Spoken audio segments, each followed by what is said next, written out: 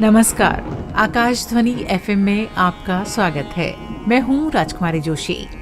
हम बातें करते हैं पौराणिक कथाओं की, हमारे देवी देवताओं की। आज हम बात करेंगे कि किस तरह भगवान शिव ने सृष्टि की रचना की।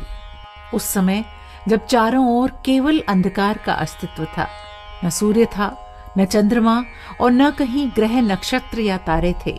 दिन और रात का अस्तित्व भी नहीं हुआ था। अग्नि, पृथ्वी, जल और वायु का भी कोई अस्तित्व नहीं था। तब एकमात्र भगवान शिव की ही सत्ता विद्यमान थी। ये वो सत्ता थी जो अनादि और अनंत है। एक बार भगवान शिव की इच्छा सृष्टि की रचना करने की हुई। उनकी एक से अनेक होने की इच्छा हुई। मन में ऐसे संकल्प के जन्म लेते ही भगवान शिव ने अपनी पराशक्ति अंबिका को प्रकट किया।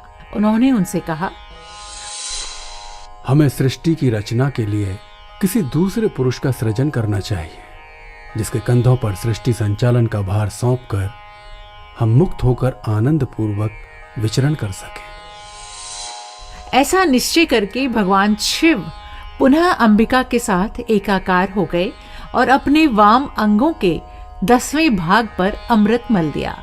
इस प्रकार विष्णु की उत्पत्ति हुई। एक दिव्य पुरुष जिसका सौंदर्य अतुलनीय था। उनके 4 हाथ थे, एक में शंख, एक में चक्र, एक में गदा और एक हाथ में पद्म सुशोभित हो रहा था। भगवान शिव ने इस दिव्य पुरुष को विष्णु नाम दिया और उन्हें उत्तम तप करने का आदेश देते हुए कहा, वत्स, संपूर्ण सृष्टि के संचालन का उत्तरदायित्व मैं तुम्हें सौंपता हूं।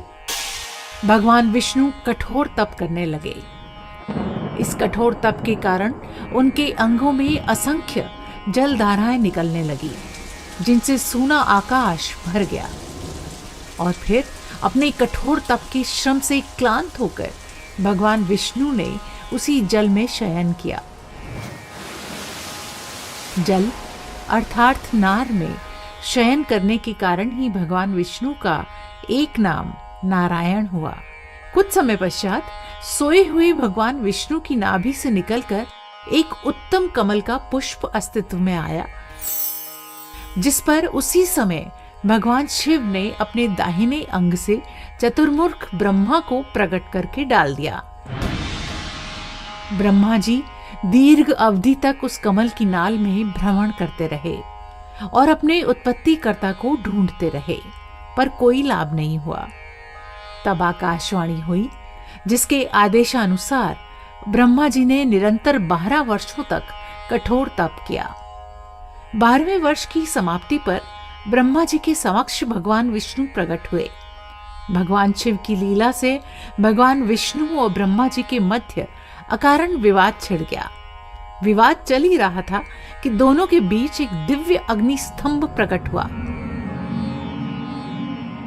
भगवान विष्णु और ब्रह्मा जी के अथक प्रयास करके भी उस अग्नि स्तंभ के आदि अंत का पता नहीं लगा सके। अंत में हार कर भगवान विष्णु ने अपने दोनों हाथ जोड़कर प्रार्थना की, हे महाप्रभु, हम आपके स्वरूप को जान सकने में असमर्थ हैं।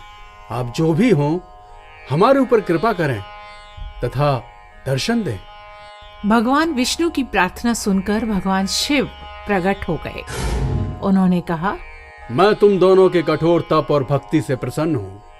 हे ब्रह्मा, मैं समस्त सृष्टि का उत्तरदायित्व तुम्हें सौंपता हूं और विष्णु का समस्त चराचर जगत के पालन का उत्तरदायित्व होगा। इतना कहकर भगवान शिव ने अपने हृदय भाग से रुद्र को प्रकट किया और संहार का उत्तरदायित्व सौंपकर अंतर्ध्यान हो गए।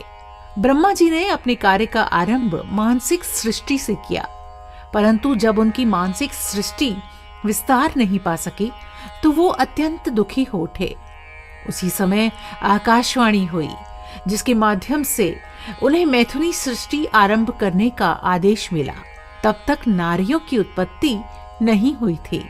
ब्रह्मा जी ने ये सोचकर कि भगवान शिव का आशीर्वाद प्राप्त किए बिना स्त्री पुरुष की सृष्टि का आरंभ नहीं किया जा सकता, एक बार पुनः उन्होंने कठोर तप आरंभ कर दिया। ब्रह्मा जी की भक्तिपूर्ण स्तुतियों से प्रसन्न होकर भगवान शिव ने उन्हें अर्धनारीश्वर के रूप में दर्शन दिए। भगवान शिव के उस अलौकिक विग्रह को देखकर ब्रह्मा जी ने उन्हें दंडवत प्रणाम किया। पुत्र ब्रह्मा, मैं तुम्हारे तप से अत्यंत प्रसन्न हूं।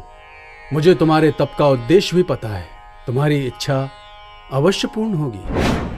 इतना कहकर भगवान शिव ने अपने शरीर के आधे भाग से उमा देवी को पृथक कर दिया। ब्रह्मा जी ने उन पराशक्ति को अत्यंत श्रद्धा पूर्वक प्रणाम किया और उनकी समक्ष अपना मनोरथ व्यक्त करते हुए प्रार्थना की कि वे उनके पुत्र दक्ष की पुत्री के रूप में जन्म लेकर उन्हें कृतार्थ करें। उमा देवी ने कहा, तथास्तु, ऐसा ही होगा, और फिर भगवान शिव के शरीर में प्रविष्ट हो गई। उसके बाद भगवान शिव अंतर्ध्यान हो गए। इसके बाद ब्रह्मा जी निर्विघ्न रूप से स्त्री पुरुष के मिलन से सृष्टि का विस्तार करने लगे। सुना आपने? कैसी लगी आपको ये कहानी? सत्य कथाएं हैं। तो आज हमने इस कहानी से जाना कि किस तरह स्त्री पुरुष का अस्तित्व जो है वो आरंभ हुआ, किस तरह स्त्री पुरुष को भगवान शिव ने एक रूप दिया, विस्तार दिया सृष्टि को। इस तरह की और कहानियां लेकर आपके लिए आएंगे। अगर कोई कहानी है जिसे आप जानना चाहते हैं, कोई ऐसी बात है पौराणिक कथा में जिसके पीछे की कारण को आप जानना चाहते हैं, तो आप हमें कमेंट सेक्शन में लिखकर जरूर बताइए। आकाश ध्वनि FM में आपका स्वागत है। हमें आपका इंतजार रहेगा। अब आज के लिए राजकुमारी को आज्ञा दीजिए। नमस्कार।